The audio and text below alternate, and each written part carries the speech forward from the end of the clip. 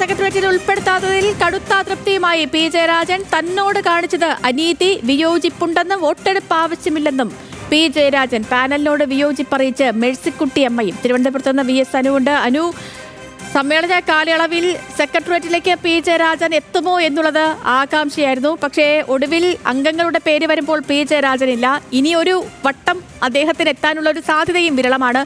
ഈ പ്രായമടക്കം പരിഗണിക്കുമ്പോൾ ജയരാജന്റെ നിലപാടിപ്പോൾ എങ്ങനെയാണ്? ഒപ്പം മേഴ്സിക്കുട്ടിയമ്മയുടെ പ്രതികരണവും ഈ വിഷയത്തിൽ. കൃഷ്ണി, ഇന്നലെ പുതിയ സംസ്ഥാന കമ്മിറ്റി അംഗങ്ങളുടെ പാനൽ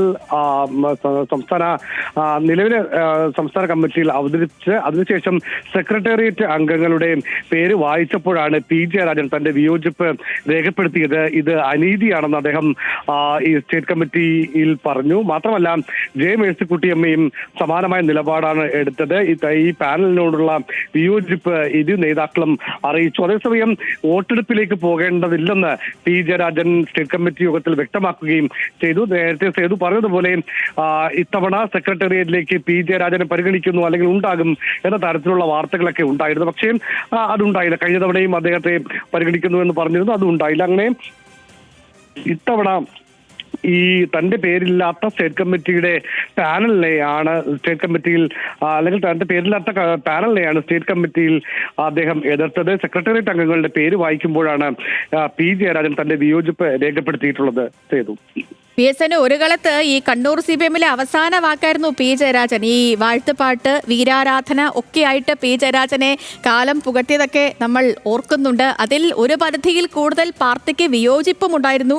പിന്നീട് പി ജയരാജൻ പാർട്ടിക്ക് മേലെ പറക്കുന്നു എന്നൊരു വികാരം പോലും നേതാക്കൾക്കിടയിലൊക്കെ ഉണ്ടായി. അതിന് പിന്നാലെയാണ് പി ജയരാജൻ പലയിടത്തും തഴയപ്പെടുന്നു എന്ന തരത്തിൽ വാർത്തകളൊക്കെ പ്രചരിക്കാനും ഒക്കെ തുടങ്ങിയത്. ഇപ്പോൾ ഈ ഏറ്റവും ഒടുവിലെ ഈ ഒഴിവാക്കലിന് പിന്നിൽ തുടർച്ചയുണ്ടായ വിവാദങ്ങളും പാർട്ടി സംസ്ഥാന നേതൃത്വത്തിന്റെ അതൃപ്തിക്ക് കാരണമായി. അങ്ങനെ ഒരു വിലയിരുത്തലാണോ?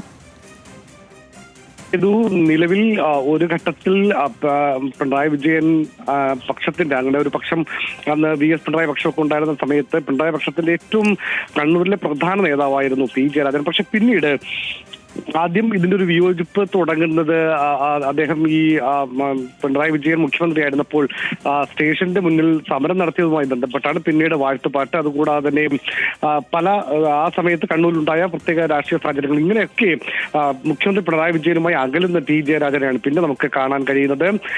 മാത്രമല്ല, അദ്ദേഹത്തിന് നടപടി അടക്കം ഉണ്ടാകും എന്നുള്ള കാര്യങ്ങളൊക്കെ വരുന്നു. അങ്ങനെ ഇപ്പോഴും നിലവിൽ ആ ഒരു അകൽച്ച പിണറായി വിജയനുമായി പി ജയരാജൻ ഉണ്ട് എന്ന് വ്യക്തമാക്കുന്നു. അദ്ദേഹത്തെ സ്റ്റേറ്റ് കമ്മിറ്റിയിലേക്ക് അല്ലെങ്കിൽ സെക്രട്ടേറിയറ്റിലേക്ക് ഉൾപ്പെടുത്താത്ത നടപടി എന്നാണ് വിലയിരുത്തുന്നത്. ഏതായിരുന്നാലും ഈ സമ്മേളനത്തിൽ മറ്റു പ്രശ്നങ്ങൾ സാധാരണ CPM-ന്റെ മുൻകാല സമ്മേളനങ്ങളിലൊക്കെ, അതായത് മലപ്പുറം സമ്മേളനത്തോടുകൂടി വിഭാഗീയത അവസാനിച്ചു എന്ന് പറയുന്നുണ്ടെങ്കിലും അതിനു മുമ്പൊക്കെ വലിയ രീതിയിലുള്ള വിയോജനങ്ങൾ, എതിർപ്പുകൾ, വോട്ടെടുപ്പ് അങ്ങനെയൊക്കെ നടന്ന ഒരു സംസ്ഥാന സമ്മേളനങ്ങളായിരുന്നുവെങ്കിൽ അതിനുശേഷം ഇങ്ങോട്ട് നമുക്ക് അത്തരം നടപടികൾ കാണാൻ കഴിയില്ല. വിഭാഗീയത തീർത്തില്ലാതാകുന്ന ഒരു സാഹചര്യം. പക്ഷേ പ്രാദേശികമായ വിഭാഗീയതകൾ ഉണ്ട്.